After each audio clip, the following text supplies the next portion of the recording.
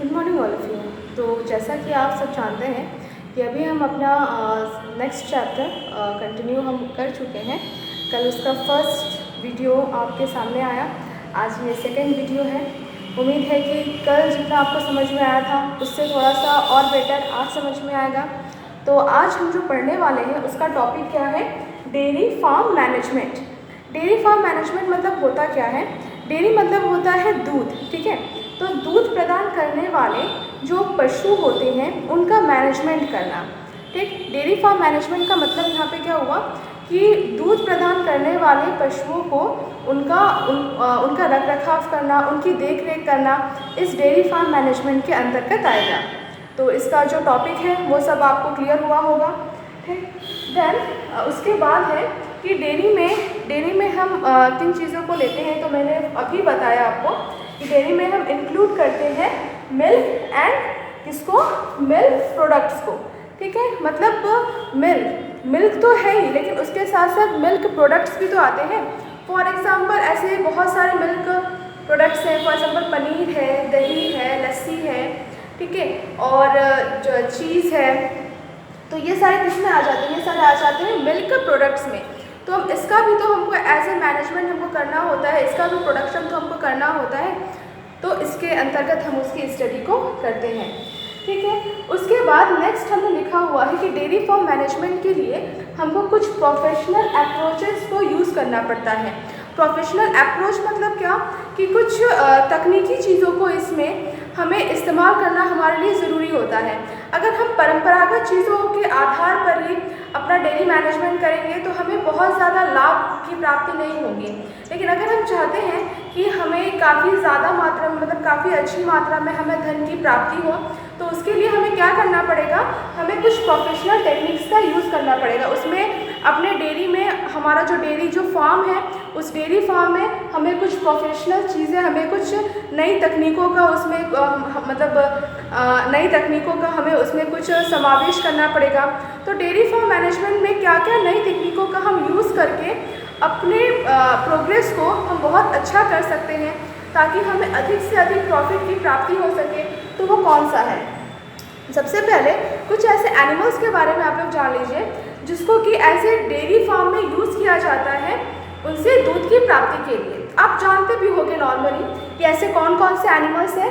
तो काऊ है, बहुत ही पॉपुलर है, ठीक है, इसका मिल्क बहुत ही अच्छा माना जाता है। देन बफेलोज है, ठीक है, उसके बाद गोट है। तो इन तीनों का मेनली हम यूज़ करते हैं, इनसे दूध को निकालते हैं।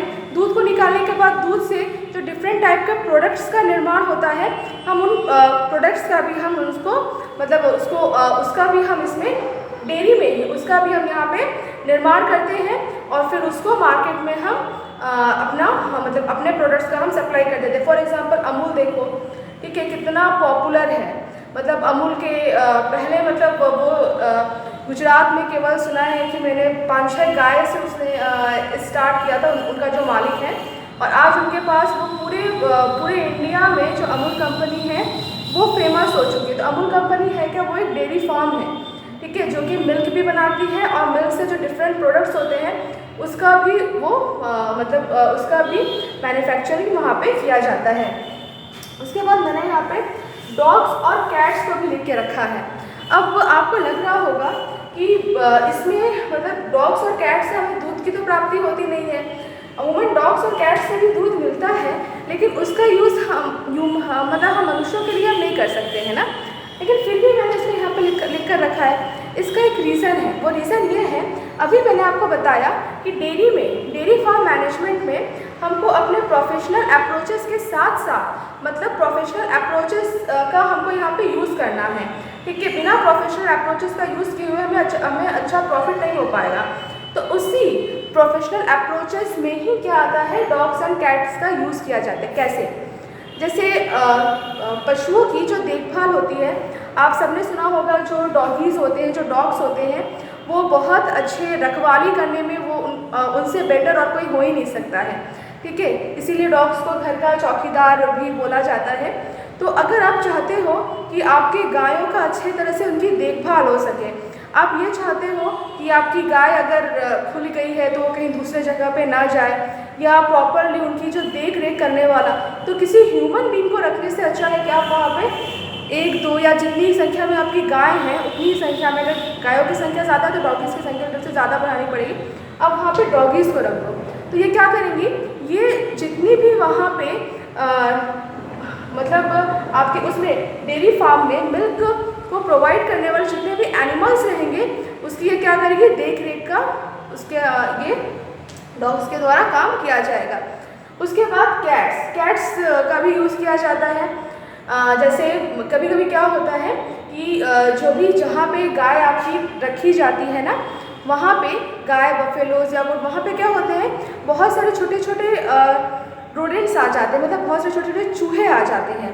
चूहों से बेसिकली कुछ ऐसा डिजीज़ तो होता नहीं है, लेकिन वो डिजीज़ कैरिंग करने मतलब उनके ऊपर जो रोडेंट्स होते हैं, एक मिनट, तो यहाँ पे कैट्स का यूज़ किया जाता है। जितने भी मूषक होते हैं, जो चूहे होते हैं, उन पे वो बहुत सारे बैक्टीरिया को, वायरसेस को वो कैरी करते हैं, ठीक है। तो क्या होते हैं कि इस वजह से मतलब ये डेयरी फार्म में जितने भी सारे एनिमल्स हैं उनको इन्फेक्शन होने का खतरा उत्पन्न हो सकता है। तो इसलिए वहाँ पे क्या होता है, वहाँ पे बिल्लियों को रख दिया जाता है कैट्स, कि वहाँ पे क्या होंगे, अगर चूहे होंगे तो बिल्लियाँ उनको पकड़ देंगी, ठीक है। उनको वो वहाँ से मतलब अगर बिल्लियाँ हैं तो बिल्लियों के डर से भी वहाँ पे चूहे प्रवेश नहीं करेंगे। तो ये एक तरह का एक प्रॉफिट होता है वहाँ पे डॉग्स और कैट्स को रखने का। तो ये किस में आ जाता है, ये भी प्रोफेशनल अप्रोच में ही आ जाता है। तो अब आपको थोड़ा सा समझ में आया, मैंने प्रोफेशनल अप्रोच में बहुत ही थोड़ा सा एक टेक्निक बताया, जानवरों की रक्षा जानवरों के द्वारा ही, ठीक है। ह्यूमन से अच्छे पता है, ह्यूमन से अच्छे जानवर होते हैं, ठीक है। वो ज़्यादा लॉयल होते हैं और वो किसी भी काम को बहुत अच्छे से बखूबी तरीके से कर सकते हैं। ह्यूमन बीइंग आप खुद सोचो, आप किसी दूसरे के प्रति या आप अपने ही प्रति आप कितने ईमानदार हो। मैं तो ये देखती हूँ कि मुझे बहुत ही ज़्यादा निराशा हुई थी, मैंने आपको नोट्स भेजने को बोला था, लेकिन आप खुद देखना, जितने भी लोग इस वीडियो को देख रहे होंगे वो आप खुद सोचना कितने बच्चों ने नोट्स को भेजा। तो आप नोट्स भेजोगे या नहीं भेजोगे, भेज रहे हो तो उससे आप ही का प्रॉफिट हो रहा है। मेरी नज़र में बाकी दूसरे भी टीचर्स देख रहे हैं, सिस्टर्स भी देख रहे हैं, तो ये हो रहा है कि नहीं, ये बच्चे पढ़ने में सिंसियर है। और एक तो पहली बात है कि एक अच्छा इम्प्रेशन पड़ रहा है। दूसरी बात ये है कि अगर आप उस काम को नहीं कर रहे हो तो नुकसान भी आप ही का है, ठीक है। तो इसलिए बोला जाता है कि किसी दूसरे के प्रति भले ही आप उतने लॉयल मतलब है उतने ईमानदार ना हो, लेकिन खुद के प्रति आपको ईमानदार होना बहुत ज़रूरी होता है। क्योंकि खुद के प्रति अगर आप ईमानदार नहीं होंगे, खुद को अगर आप धोखे में रखोगे, जैसे कोई भी पर्टिकुलर, मैं जिस दिन मान लो कि इस वीडियो को मैं आज अपलोड करूँगी, आप इसको देख रहे हो 3 से 4 दिन बाद, क्या मतलब है 3 से 4 दिन बाद में 3-4 वीडियोस और ऐड हो जाएंगे और आ जाएंगे इसमें। तो इसका मतलब है कि आप धीरे धीरे आप कितना पीछे होते जा रहे हो। तो या तो आपको पीछे होना अच्छा लग रहा है, आप सोचते हो कह रहे हैं हम तो बैक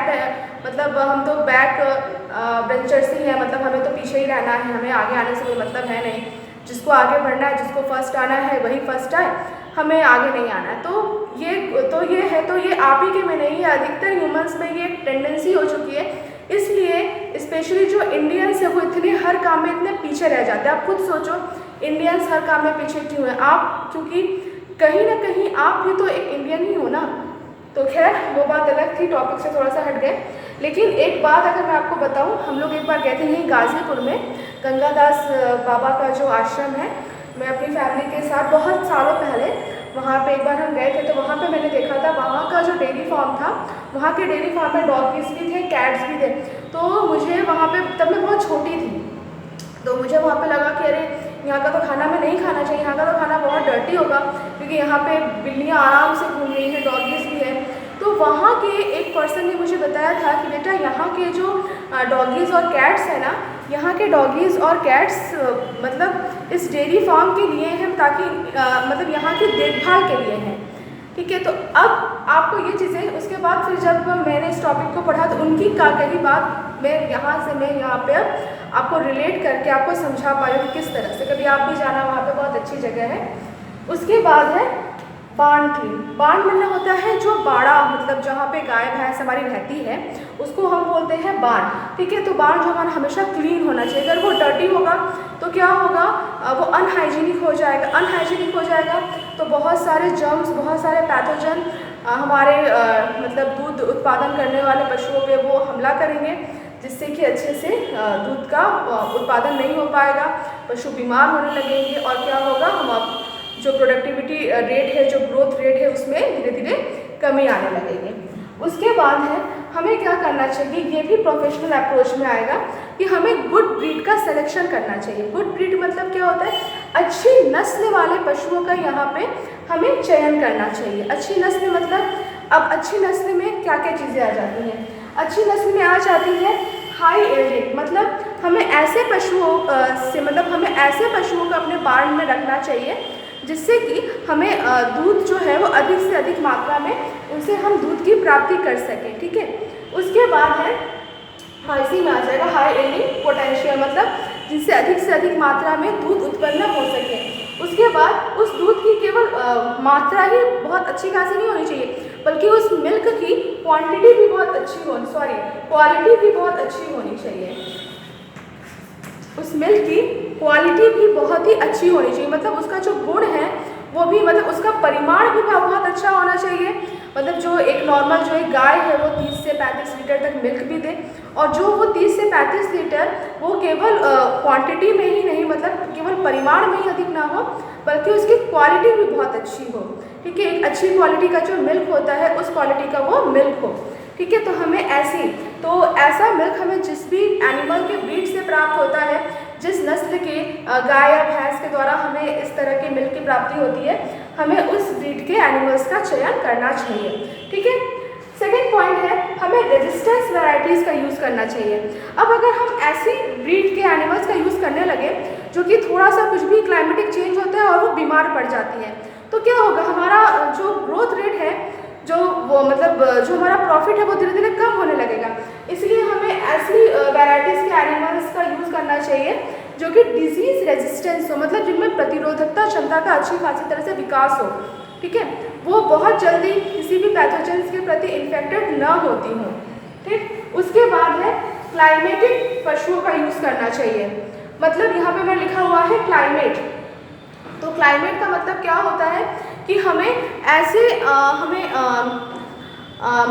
ऐसे पशुओं का यूज़ करना चाहिए जो कि प्रॉपरली उस क्लाइमेट के लिए बनी हो।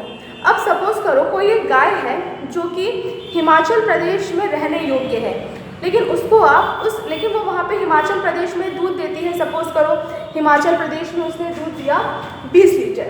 ठीक है, मतलब हिमाचल प्रदेश के समझ लो शिमला में है वो गाय। ठीक है, और शिमला में आप गए घूमने के लिए, गए अपनी फैमिली के साथ, और वहाँ पे आपने देखा कि उस गाय के द्वारा 20 लीटर दूध दिया जाता है पर, मतलब जब भी दूध निकाला जाता है तो 20 लीटर वो दूध देती है। तो आप सोचिए, अरे वाह, ये गाय तो बहुत अच्छी है, क्यों ना इसको हम गाज़ीपुर में ले आए। अब गाज़ीपुर का क्लाइमेट और शिमला के क्लाइमेट में तो बहुत ज़्यादा डिफरेंस है ना। वहाँ का टेम्परेचर लो रहता है और यहाँ का टेम्परेचर काफ़ी शिमला के अपेक्षा तो बहुत ज़्यादा हाई है।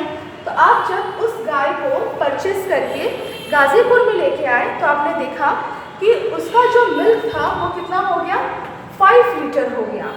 ठीक है, अब आपको इससे क्या पता चल रहा है, जैसे कल वही चीज़ जो मैंने आपको बताया था, 70% उसकी कैपेसिटी है, लेकिन वो मिल्क प्रोवाइड कर रही है 25% ही।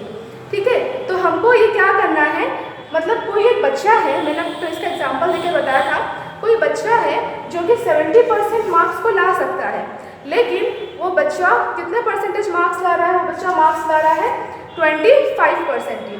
तो हमें ऐसी क्या टेक्निक्स का यूज़ करना चाहिए जिससे कि हम इसका जो ग्रोथ रेट है वो 25% से बढ़ा के 70% कर दें। तो वही चीज़ है कि प्रॉपरली वो जो एनिमल है, वो जो पशु है, वो जिस क्लाइमेट के लिए बना है उसको उसी क्लाइमेट में रखना। अगर उसका हम इकोसिस्टम में पूरा चेंज कर देते हैं, कोई एक एनिमल है जो कि गर्मी के लिए बना है, जो कि रेगिस्तान के लिए बना है, उसको अगर आप लेके चले आओ हिमाचल प्रदेश में या ठंडे इलाकों में, तो वो वहाँ अपना जो हाई एल्डिंग पोटेंशियल है वो वहाँ पे कैसे मेंटेन रख सकता है, नहीं मेंटेन रख सकता। अब जैसे भी गर्मी का मौसम है, गर्मी के मौसम में अगर हम बोलें कि पढ़ने बैठ जाओ और आपको खूब स्वेटर पहना दे, शॉल पहना दे और बोलें कि अब पढ़ने बैठ जाओ, तो आप कैसे पढ़ाई में कैसे अपना मैक्सिमम दे सकते हो, नहीं दे पाओगे ना। तो उसी तरह से यहाँ पे होता है कि हमें क्लाइमेटिक पशुओं को हमें ये पहचान, हमारे में ये क्षमता होनी चाहिए कि हम पहचान सकें कि कौन सी एनिमल की ब्रीड, क्योंकि अलग अलग नस्ल की गाय होती हैं, सब आपको आगे बताया जाएगा कि अलग अलग ब्रीड्स की मतलब अलग अलग नस्ल की काउज होती हैं जो कि अलग अलग एनवायरनमेंट के लिए बनी है। ठीक है, अगर हम उसको उसके प्रॉपर एनवायरनमेंट में रखते हैं तभी वो अपनी हाई एंडिंग, तभी वो अपना अधिकतम मैक्सिमम क्या कर सकती है, दे सकती है। ठीक है, उसके बाद है हमारा क्लीनलीनेस। क्लीनलीनेस आप सभी को पता है, स्वच्छता। तो जब भी आप मिल्क निकालोगे तो हमेशा आपके हैंड क्लीन होने चाहिए, आपको हाइजीन का प्रॉपरली वहाँ पे ध्यान रखना है। जो बार्न हो बहुत ही एकदम रोज़ उसकी सफाई होनी चाहिए। तो ये सब आ जाता है। आजकल तो जैसे बुक में लिखा भी हो NCERT के बुक में कि आजकल सब सारा काम मैकेनिकल हो गया, मतलब दूध वगैरह निकालने के लिए ह्यूमन्स नहीं जाते हैं वहाँ पे, क्या मशीनों का यूज़ करके, तो वहाँ पे ऑलरेडी वो सब मतलब हाइजीन का वहाँ पे ध्यान रखा जाता है। तो केवल वहाँ पे इंस्पेक्शन की ज़रूरत होती है।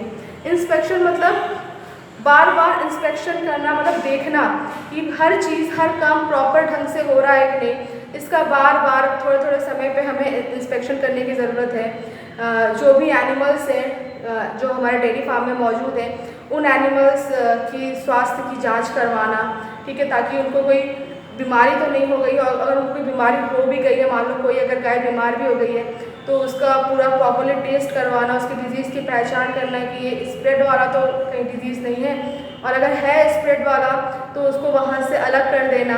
उसके बाद है, ये सब तो हो गया, उसके बाद है किसी भी प्रोफेशनल में आ जाएगा फूड प्रोवाइड करना। अब आप उसको अच्छे से, जैसे मनुष्य की आवश्यकताएं होती हैं कि उसको अच्छा सा घर चाहिए, खाने के लिए अच्छा मतलब खाना चाहिए, पहनने के लिए उसको कपड़ा चाहिए। तो इन लोगों को पहनने के लिए कपड़ा तो नहीं चाहिए, लेकिन उन लोगों को अच्छे से रहने के लिए क्या चाहिए, मतलब प्रोफेशनल अप्रोच में क्या आ जाएगा, इन लोगों को अच्छी जगह चाहिए जो कि काफ़ी हाइजीन हो, जगह अच्छी हो, ठीक है, वहाँ पे अच्छा एनवायरनमेंट हो, क्लाइमेट के अनुसार हो, मतलब जो ब्रीड जिस क्लाइमेट के लिए बनी हो वहाँ पे वो क्लाइमेट हो, प्रॉपर उसको फूड दिया जाए, उसको प्रॉपर भोजन दिया जाए, उस भोजन में अच्छे से न्यूट्रिशन मतलब सारे न्यूट्रिशनल तत्व उपस्थित हों, और साथ ही साथ में उसमें अच्छी तरह से उसको पानी भी दिया जाए। क्योंकि कभी कभी देखा गया है कि दूध की मात्रा कम हो जाती है, क्यों? क्योंकि आप अपने डेयरी एनिमल्स को पानी ही नहीं देते हो, वाटर ही नहीं देते हो। तो ये बहुत ही ख़राब बात है अगर आप उसका मिल्क की प्रोडक्टिविटी अच्छी नहीं हो रही बिकॉज आप उसको पानी नहीं दे रहे हो, तो फिर डेयरी मैनेजमेंट आप फिर क्या मैनेज कर रहे हो वहाँ पे, ठीक है। तो ये कुछ मतलब थे पॉइंट्स थे, फैक्ट्स थे डेयरी फार्म मैनेजमेंट के बारे में। आई होप आपको आज का जो लेक्चर है वो समझ में आया होगा, और बहुत ही इजी लैंग्वेज में NCERT में भी इसके बारे में लिखा हुआ है, पूरी थ्योरी है ये जो टॉपिक जो आज मैंने आपको पढ़ाया ये पूरी थ्योरी है। तो इसे आप अच्छे से लिखना, और ये पॉइंट्स कुछ हैं जो आप नोट कर लेना, और डेली बेसिस पे मैं बार बार बोल रही हूँ कि डेली बेसिस पे आप वीडियोस को देखा करो, डेली बेसिस पे अपने नोट्स को प्रिपेयर करते रहा करो। और अभी देखा है मैंने कि सिलेबस आया है, लेकिन मैंने भी सिलेबस को देखा है, उसमें क्या चेंजेस है अभी ये मुझे अच्छे से देखना है, तो उसको मैं अच्छे से देख लूँगी, तो फिर मैं आपसे उस बारे में डिस्कस करूँगी। और बार बार बोल रही हूँ कि प्रेयर करते रहना ताकि सब कुछ नॉर्मल हो जाए, जल्दी से वैक्सीन आ जाए और सभी लोग स्वस्थ रहें और खुश भी रहो, ठीक है। Thank you.